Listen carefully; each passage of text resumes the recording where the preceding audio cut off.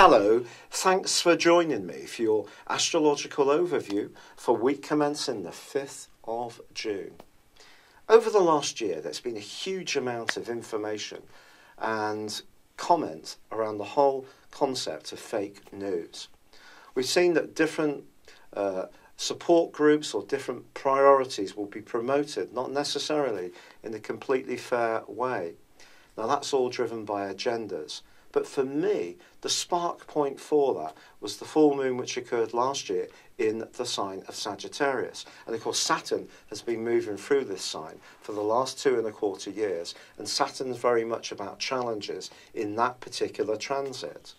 Because the 9th solar house rules international affairs, it also rules publishing, it also rules contracts, it rules justice. And all these things, I think, have been almost warped, particularly by the full moon which occurred last year, which also activated, in my opinion, a very powerful, grand, mutable cross.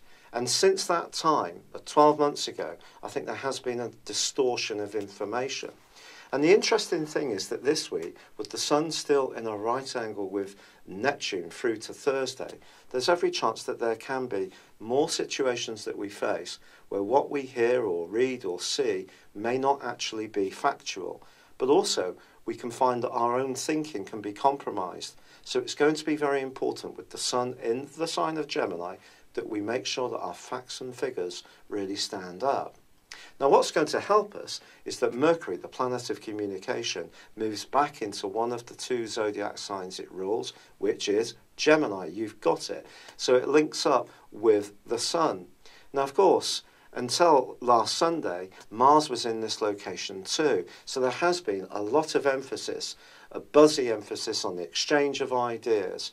And on Monday of this week, Mars actually moves on, relocates into the sign of Cancer, where it will be for 6 weeks.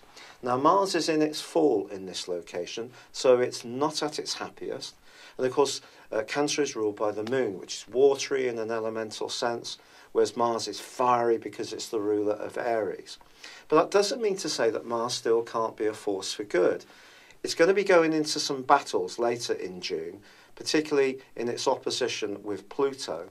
But I want you to concentrate this week on thinking about some of the things you can change in terms of your environment. So if you're busy improving your garden, or perhaps making some physical changes to your home, or getting people in to help you to do this, then it wouldn't be a surprise. And this can go on, as I say, for some weeks to come.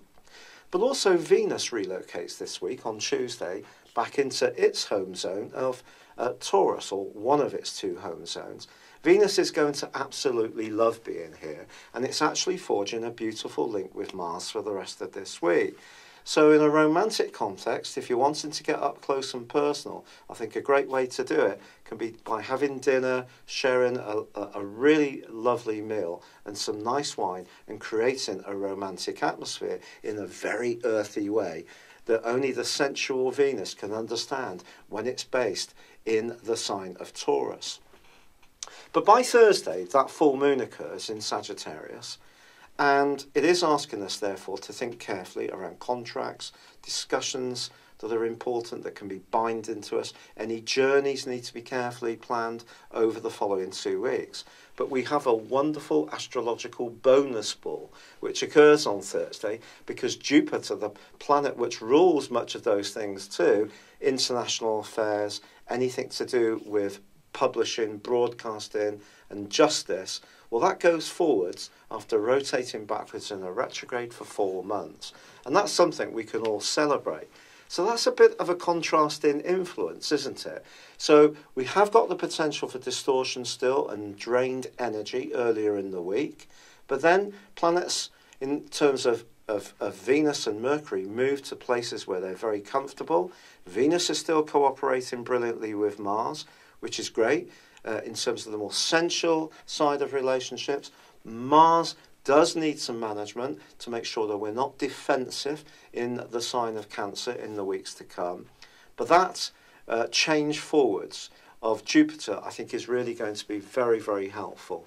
It is true, it's not going to get back to the point where the retrograde began until September, but I think from now until when it moves signs into Scorpio on the 11th of October, we all have an opportunity to try to enrich ourselves with the balancing, fair agenda that Libran energy can bring to a situation.